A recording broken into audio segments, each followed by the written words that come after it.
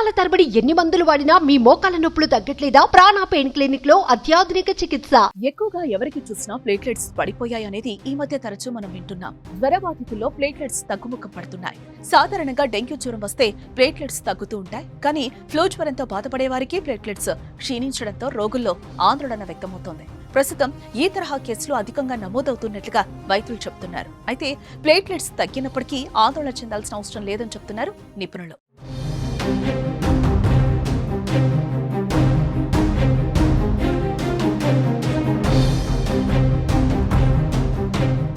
సాధారణంగా platelet count 1.5 లక్షల నుంచి 4 లక్షల వరకు ఉండాలి.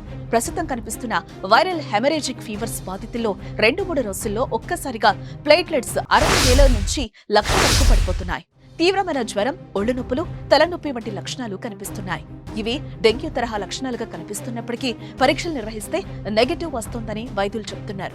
ప్లేట్లెట్స్ తగ్గుముఖం పడుతూ ఉండటంతో డెంగ్యూగా భావించి వైద్యం అందిస్తే ఇబ్బందులు ఎదురవుతాయని చెబుతున్నారు. వాడకూడని మందులు వాడినా ప్లేట్లెట్స్ తగ్గుతాయని, ఈ నేపథ్యంలో తగిన జాగ్రత్తలు అవసరమని డాక్టర్లు సూచిస్తున్నారు. ఏపీలో వైరల్ ఫీవర్స్ విజృంభిస్తున్నాయి.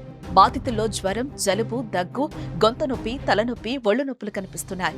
3 రోజుల తర్వాత జ్వరం తగ్గినప్పటికీ ఒళ్ళు నొప్పులు, తలనొప్పి వేధిస్తున్నాయి. కుటుంబంలో ఒకరికొస్తే మిగిలిన వారికి వ్యాప్తి చెందుతుందని, 70% కేసుల్లో మందులు వాడకుండానే తగ్గుతుందని వైద్యులు అంటున్నారు. 10 నుంచి 20% కేసులకు మాత్రమే మందులు వాడాల్సి వస్తోందని, 10% కేసుల్లో మాత్రమే రక్త పరీక్షలకు వెళ్లాల్సి వస్తోందని డాక్టర్లు చెబుతున్నారు.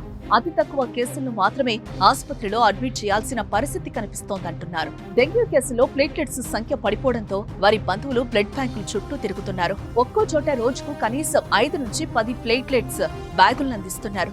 రానున్న రోజుల్లో ఈ సంఖ్య పెరిగే అవకాశం ఉందని ఆరోగ్య శాఖ అధికారులు అంచనా వేస్తున్నారు.